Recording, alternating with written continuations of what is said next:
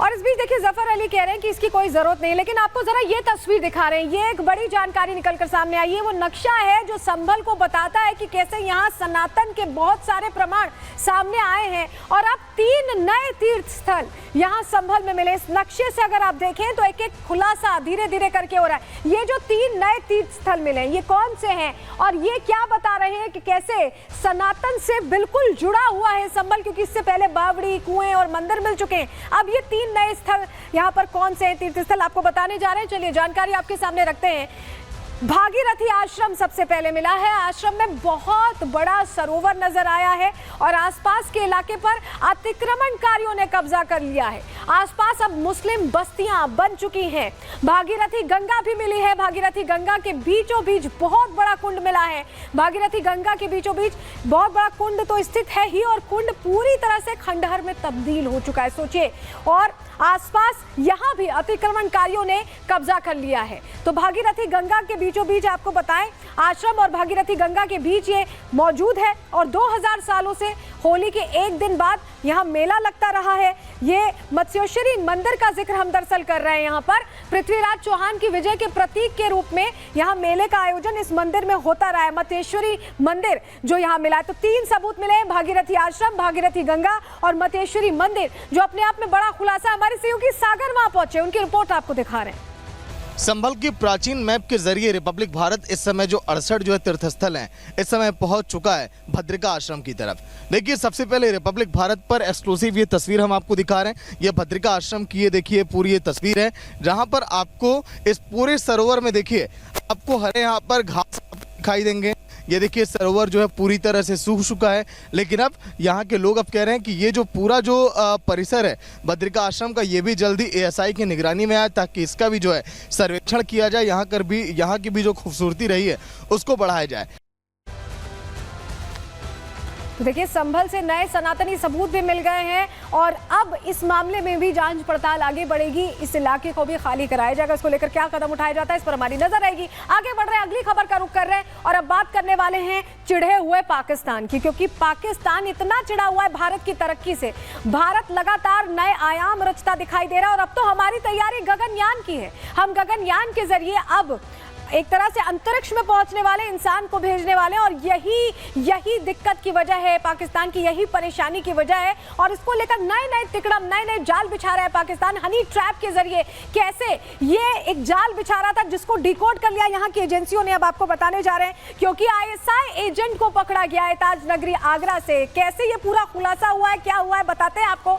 दरअसल UP ATS ने आगरा से ISI एजेंट को गिरफ्तार किया है। एजेंट रविंद्र कुमार समेत एक और शख्स गिरफ्तार हुआ है। रविंद्र कुमार पाकिस्तान के लिए जासूसी का काम कर रहा था, जासूस के तौर पर यहां रहते हुए काम कर रहा था।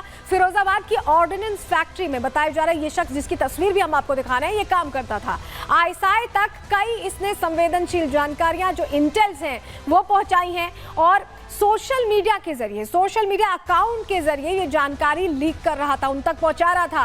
पाकिस्तान से ये पूरा सोशल मीडिया अकाउंट ऑपरेट हो रहा था जिसे रविंद्र जानकारी पहुंचा रहा था। सोचिए कितना बड़ा खुलासा है और कितनी बड़ी साजिश थी जिसे डिकोड किया गया है, नाकाम किया गया है। अब आपको जरा रविंद्र की तस्वीर भी दिखा देते हैं, क्योंकि यूपी ATS ने जब पकड़ा तो तस्वीर भी जारी की। तस्वीर दीजिएगा, तस्वीर आपके सामने रखते हैं। ये देखिए, ये रविंद्र पकड़ा गया है और बताया जा रहा है थाना सदर कमिश्नरेट आगरा वहां का ये निवासी है और यूपी ATS ने ये फोटो जारी की है। ISI एजेंट रविंद्र जिसने सब कुछ किया और हनी ट्रैप में फंसकर किया है। ये हनी ट्रैप जो हम जिक्र कर रहे हैं वो क्या है वो हम आपको आगे बताएंगे, लेकिन जरा अगली तस्वीर देख लीजिए। जरा अगली तस्वीर ये देखिए, ये एजेंट रविंद्र कुमार की पर्सनल तस्वीरें जो सामने आई हैं। ये वो शख्स है जो ISI एजेंट के तौर पर काम कर रहा था और पूरी जानकारी, पूरे इंटेल्स पहुंचा रहा था। अब ये फंसा कैसे, ये कैसे खुलासा हुआ, और ये हनी ट्रैप जो हम जिक्र कर रहे हैं जिसका इस्तेमाल पाकिस्तानी ISI ने किया है वो क्या है, चलिए पूरी जानकारी आपको देते हैं। बताया जा रहा है कि फेसबुक के जरिए कथित नेहा शर्मा नाम की एक महिला थी जिसके ये संपर्क में आए। रविंद्र और नेहा फेक नेम है, और नेहा ने मैसेंजर पर लंबे समय तक इन्होंने आपस में बात की। कुछ समय बाद नेहा ने अपना नंबर रविंद्र के साथ शेयर किया, फिर दोनों की बातें व्हाट्सएप पर होने लगी। नेहा ने बताया कि वो खुफिया जानकारी आईएसआई से शेयर करती है और उसे इस काम के बदले अच्छा अमाउंट मिलता, अच्छे पैसे मिलते हैं। रविंद्र को पैसों का लालच देकर जानकारी देने को उसने कहा और रविंद्र ने ऑर्डिनेंस फैक्ट्री की अहम जानकारी, बहुत इंपॉर्टेंट इंफॉर्मेशंस, वो जानकारी भेजना शुरू किया। एटीएस को रविंद्र के फोन से फैक्ट्री की डेली रिपोर्ट मिली है जिसमें ड्रोन, गगनयान प्रोजेक्ट और गोपनीय जानकारियां शामिल है। सोचिए कितनी खुफिया इंटेल्स इसने शेयर की है और मोबाइल में स्क्रीनिंग कमेटी का कॉन्फिडेंशियल लेटर भी मिला है। ये सब कुछ मिला है और अब आपको बताते हैं कि रविंद्र को खास तौर पर क्यों टारगेट किया गया, क्यों पहले उसे ही निशाना बनाया गया, क्यों उसे ही अप्रोच किया गया। सारे सवालों का जवाब देते हैं रविंद्र क्या फायदा पहुंचा रहा था आईएसआई को, बताते हैं आपको।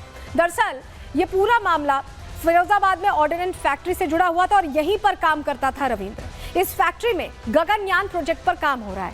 अंतरिक्ष में इंसान को भेजने की भारत की जो कोशिश है, जो अगले साल तक पूरी करने की भारत सोच रहा है, उस प्रोजेक्ट पर काम हो रहा था। गगनयान भारत का स्पेस कार्यक्रम है और ऐसा करने वाला भारत चौथा देश बनने की राह पर है।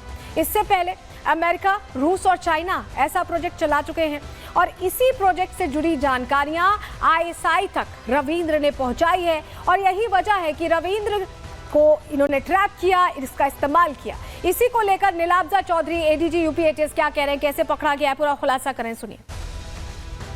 तो फिरोजाबाद डिस्ट्रिक्ट में एक ऑर्डिनेंस फैक्ट्री है, वहाँ पे एक व्यक्ति जो कि चार्जमैन के पद पर है, नाम रविंद्र कुमार, उनके द्वारा अपने पाक आईएसआई हैंडलर को अलग अलग सूचनाएं साझा किया जा रहा था। शेष इसके सारे अन्य कॉन्टैक्ट्स और ऐसे अन्य हैंडलर्स, जो अन्य एजेंट्स जिन हैंडलर्स के द्वारा मतलब चलाए जा रहे हैं, उसके संबंध में भी हम लोग कार्रवाई कर रहे हैं।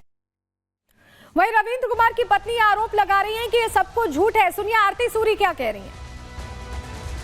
उनको केवल फंसाया गया है और कुछ नहीं है। ये केवल एक हनी ट्रैप है।